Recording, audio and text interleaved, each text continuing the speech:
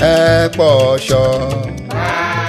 paribo tó rìbótó ẹjẹ́ àjọ paribo tó rìbótó ẹjẹ́ ayọ̀ bá ń ṣe fìdùnnú péjọ ṣayẹyẹ EPOSO Day 2025. olùtọ́dọ̀ sọ̀rọ̀kẹ́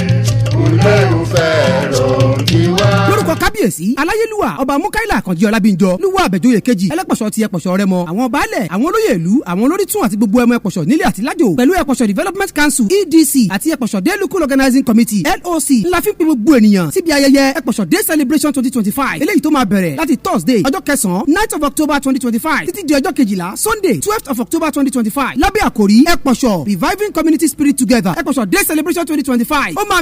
mìrìgìdì pé yágíyágí sẹ́ni mọ̀dọ̀dọ̀ yungbayungba láàrin níyàtọ̀ wọ́n yé ní àwọn ètò tá ti pínyàmọ́ kalẹ̀ láti sọ ayẹyẹ EPOSO Day di má lè gbàgbé ní Thursday October 9 kíkọ́ wọ́ọ̀rìn láti ààfin lọ sí odò ọgbẹ̀ pẹ̀lú kábíyèsí ìyẹn royal visit to ọgbẹ̀ river fún ìwúre nígbà tí gbogbo ènìyàn máa wà nínú aṣọ funfun kẹnẹwẹ̀n all white attire time aago 9 àárọ̀ cultural fiesta máa wáyé ní gbàgede àṣà tó wà lẹ́yìn ààfin EPOSO bẹ̀rẹ̀ láti aago 12 ọ̀sán tó bá wá di ọjọ́ Friday October 10 àpò àánú EPOSO ìyẹn distribution of palliative food packs la máa ṣe ní EPOSO Palace time aago 7 àárọ̀ aago 8 àárọ̀ ní spelling bee máa wáyé ní EPOSO Primary School ẹ darapọ̀ mọ́ wa fún Quranic lecture and Jumat service eléyìí tó máa wáyé ní EPOSO Central Mosque bẹ̀rẹ̀ láti aago 10 àárọ̀ ọjọ́ yìí kan náà ni a máa gbá novelty match láàrin EDC àti ODC bẹ̀rẹ̀ láago 3 ọ̀sán ní EPOSO Primary School football field ìpàdé oge EPOSO ìyẹn beauty pageant ló máa tẹ̀lé kò tán síbẹ̀ o all night party tún máa wáyé ní New Life Hotel Ìlara Road bẹ̀rẹ̀ láago 8 àṣálẹ́ mọ́jú kẹlẹ́lẹ́ pabambari fún ayẹyẹ EPOSO Day 2025 máa ṣẹlẹ̀ ní ọjọ́ Saturday October 11 2025 pẹ̀lú grand finale tó máa bẹ̀rẹ̀ láago 10 òwúrọ̀ venue EPOSO Primary School football field EPOSO Rẹ́mọ Ogun State nínú ètò yìí ni àṣekágbá ìpàdé oge EPOSO ti máa wáyé agẹmọ àti onírè display ló máa tẹ̀lé ní EPOSO Cultural Center bẹ̀rẹ̀ láago 3 ọ̀sán guest musician for the day Alhaji Rasheed Ayinde Adekunle Merengue tó bá wá dọwọ́ déré láti aago 8 àṣálẹ́ kápàdé ní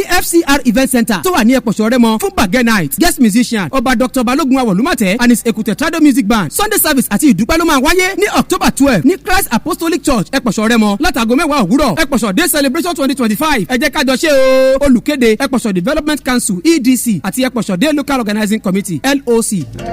EPOSO.